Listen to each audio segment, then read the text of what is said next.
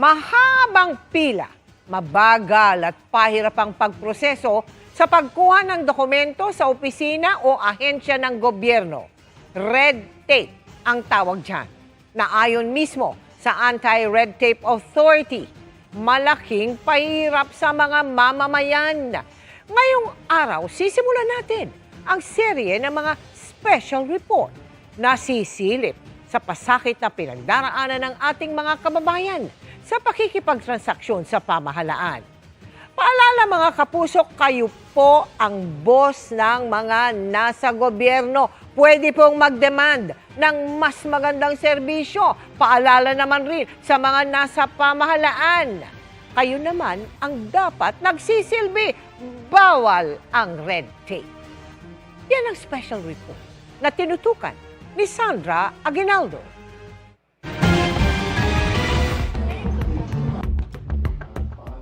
Sa pagpasok ng bagong taon, usap-usapan ang post ng vlogger at road safety advocate na si James Dikin.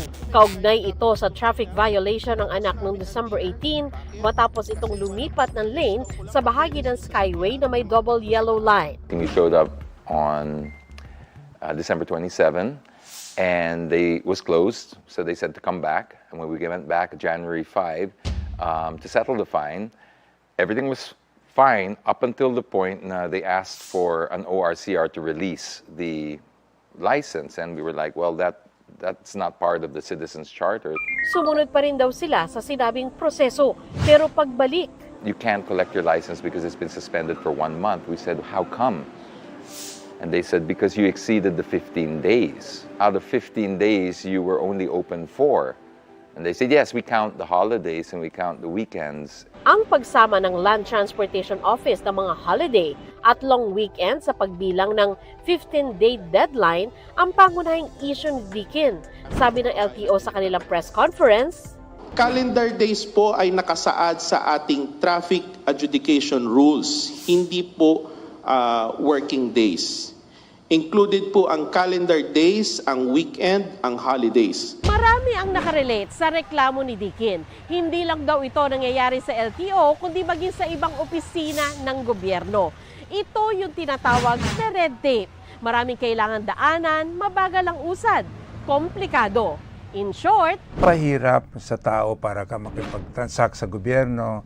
Yung mga dokumento na minsan hindi naman kailangan i-submit, bakit pa isa-submit? Yung mahaba ang pila, yung pahirap mag-process ng application at matagal ang proseso. sa maraming bahagi ng buhay ng mga Pilipino, kailangan makipagtransaksyon sa gobyerno, gaya ng pagkuha ng dokumento na requirement sa trabaho, pag-claim ng benepisyo, pagpapagamot, at maging pagte-travel.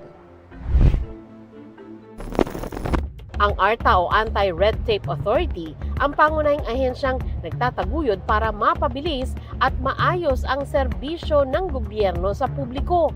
Ang LTO na inireklamo ni Dikin, ikalawa sa top 10 most complained national government agencies list ng ARTA noong December 2025. Nanguna dyan ang FDA, nasa listahan din ng BIR, PSA, LRA, DFA, SEC, DSUD, DNR, BOC at NTC. Sa mga government-owned and controlled agencies o GOCC, pinakamaraming reklamo sa SSS, kasunod ng Pag-ibig, BSP, GSIS, PhilHealth, PhilPost, NHA, Land Bank, MWSS at PCSO. Pero paglilinaw ng ARTA, hindi ito refleksyon ng kabuuang performance ng mga ahensya. Ang SSS, individual, ang karamihan complainant. Di ba thousands yung stakeholders ng SSS eh. Sa food and drug, marami talaga nagko-complain dyan because yung mga companies, inaction na naman ng FDA kagad yun. Ibang usapan pa yung proseso sa mga local government units na inirereklamo din daw ng publiko. We have sent notices to explain to the various LGUs. More than 100 did not even respond. Sa isang opisina ng gobyerno, nakilala namin si Matt na bahagyang umiinit ang ulo sa paglalakad ng papeles. Nag-absent siya sa trabaho para dito. So, dumaan ng tanghalian, paano ka kumain? Wala, ma'am. Hangin lang, ma'am. Hihinga lang ako ng malalim. Wala naman talaga may pangkakain. Talagang umabsent lang talaga ako, ma'am, para maasikaso lang to. Sobrang bagal niya dahil nga sa kakulangan talaga ng tao. Si Lorenzo, naglalakad ng dokumento para makapag-apply ng trabaho. 3 government agency raw ang pinuntahan niya sa araw na ito, mula umaga hanggang hapon. Basang mag-abot ng maghapon, 6 na oras din siguro po. Lakad mo na yung pong 3 requirements ko para sabay-sabay ko na pag-submit. Lahat ko na mag-submit yung papel na inihingi nila. Tila tinanggap na ng maraming Pilipino na kung makikipagtransaksyon ka sa gobyerno, kailangan maglaan ng mahabang oras. Pero ayon sa Dean ng Ateneo School of Government, hindi dapat ganito. Ang red tape sa gobyerno, hindi lang daw nakakaapekto sa ihilan, kundi sa bansa mismo. The reason why we standardize our processes is so that we can remove spaces for possible corruption. So the very thing na gusto sanang tanggalin, nagiging daan para magkaroon na naman ng espasyo para sa mga questionable at corrupt practices. Kung mabagal at hindi maaasahan ang mga proseso sa gobyerno, nagiging daan nila ito sa katiwalian. Kaya siguro naghahanap yung iba ng connection sa loob. Paano ba? Tulungan nyo kami kung paano aayusin itong mga or makakasagot dito sa mga proseso na ito. Hindi dahil bahagi na ng kulturang Pinoy. Posible rin, no? Posible rin kasi kahit na computerized na yan, malaki pa rin yung human intervention. Sa ilalim ng Republic Act 11032, batas na nagpo-promote ng ease of doing business and efficient delivery of government services, nakasaad na nakapaskil dapat ang Citizens Charter sa entrance ng mga opisina ng gobyerno na naglalaman ng kanilang service standards. Kasama dito yung impormasyon kung gaano katagal ang proseso, mga requirements at magkano ang singil. The agency or the LGU has 3 working days to respond to that. When the transaction is complex, it has 7 working days to respond. When it's highly technical, they have 20 working days to respond subject only to 1 extension. Ang mga taga-gobyernong mapapatunayang nakipagsabwatan sa mga fixer, pwedeng masuspinde o kaya'y tuluyang maalis sa trabaho at makulong.